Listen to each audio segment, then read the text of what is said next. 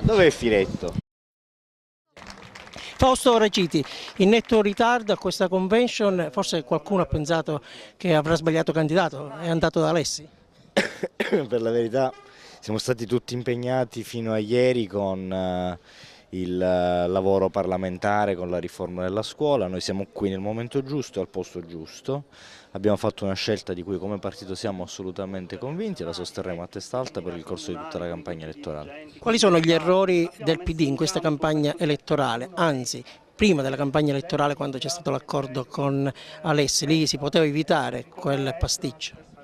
Ma guardi, questo è il momento di fare la campagna elettorale, del resto discuteremo a campagna elettorale chiusa. Io credo che abbiamo corretto bene la linea, abbiamo una possibilità di contribuire al futuro di questa città, non semplicemente come dire, sulla carta, ma vera, concreta, consistente e anche qualificata. Il PD è arrivato a questa conclusione, che è la conclusione secondo il mio punto di vista, ma quello poi vedo alla fine di tutti loro, che era la più naturale, per impostazione politica e per quello che in termini di posizionamento rappresentiamo.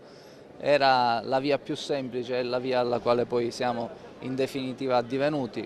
Prova di questo ne è l'aver ragionato su un programma, quello che noi già avevamo scritto e che avevamo presentato al PD lì in federazione. Abbiamo visto come ci sia una totale sintonia sulle grandi questioni che la città ha e anche su quelle di minor livello. C'è chi insinua qualche sospetto. Lillo Firetto rinuncia a un lauto stipendio da parlamentare per percepire una miseria al Comune di Agrigento. Ecco, questa sarà una missione. Non so quanti oggi sarebbero in grado di fare questa cosa. Mi risulta che un candidato addirittura questa cosa l'ha detto come un fatto che è misterioso.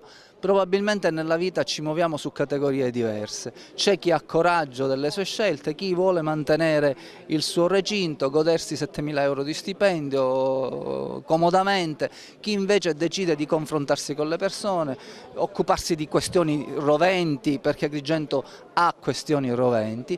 Nella vita diciamo, è una questione di scelte, di educazione e di impostazione mentale. Un medico impegnato in politica, la sua prima esperienza, candidato nelle file del PD, forse in questo momento il Comune di Agrigento ha davvero bisogno di un medico, è troppo malato.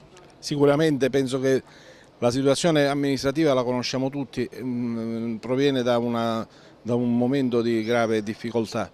Io ho voluto mettere a disposizione la mia persona ma anche la mia professionalità e diciamo, l'esperienza. Ovviamente non sono più in età giovanile, però ritengo di avere la possibilità di portare una ventata di aria fresca, una ventata di novità e soprattutto ritengo di poter applicare alla politica quello che è la mia abitudine professionale, cioè partire dai problemi della gente, ascoltare soprattutto la gente, venire incontro ai problemi della gente per partire da questo ascolto e iniziare un percorso, diciamo, di guarigione, fra virgolette, di tutti i mali.